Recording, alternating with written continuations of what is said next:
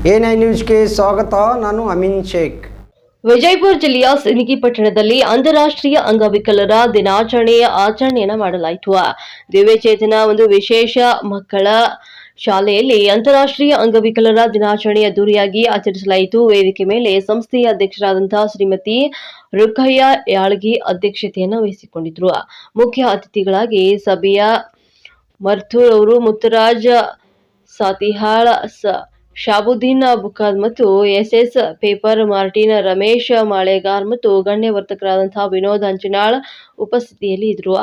VRW Shabuddin ಬುಖಾದ್ರವರು ವಿಶೇಷ ಚೇತನ ಮಕ್ಕಳಿರುವಂತಹ ಕೌಶಲ್ಯವನ್ನು ಗುರುತಿಸಿ ಅದನ್ನು ಬೆಳೆಸುವಲ್ಲಿ ಪಾಲಕರು ಕೂಡ ಅರ್ಧ ಪಾಲಾಗುವುದರಿಂದಾಗಿ ಸಂಸ್ಥೆಯ ಜೊತೆಗೆ ಪಾಲಕರು ಕೈಜೋಡಿಸಬೇಕು ಅಂತ ತಿಳಿಸಿಕೊಟ್ರು.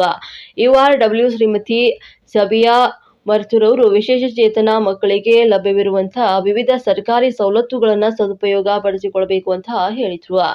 ಅದೇ ರೀತಿ ವಿಆರ್ಡಬ್ಲ್ಯೂ ಆದಂತಹ ಮುತ್ತುರಾಜ್ ಸಾತ್ಯಾಳ್ ಅವರು ನಿರ್ಮಯ ಯೋಜನೆಯ ಒಂದು ಬಗ್ಗೆ ತಿಳಿಸಿಕೊಟ್ರು. ಕಾರ್ಯಕ್ರಮದ ನಿರೂಪಣೆಯನ್ನ ಶಾಲಾ ಮುಖ್ಯ ಗುರುಗಳಾದಂತಹ ಅಮೀರ್ ಬಾಷಾ ಮೋಫುಗಾರ್ ಅವರು ಮಾಡಿದ್ರು. ಅತಿಥಿಗಳ ಒಂದು ಪರಿಚಯವನ್ನ ಗುರುಮಾತೆಯರಾದಂತಹ ಸುನೀತಾ ತೇಲಿಯವರು ಮತ್ತು ವಂದನಾರ್ಪಣೆಯನ್ನ ಗುರುಮಾತೆಯವರಾದಂತಹ ಗೀತಾ ಸಾತಿಹಾಳ್ ಅವರು ಮಾಡಿಕೊಟ್ರು. ಕಾರ್ಯಕ್ರಮದಲ್ಲಿ ಮಕ್ಕಳು ತುಂಬಾ ಸಂತೋಷದಿಂದ ಭಾಗವಹಿಸಿದ್ರು.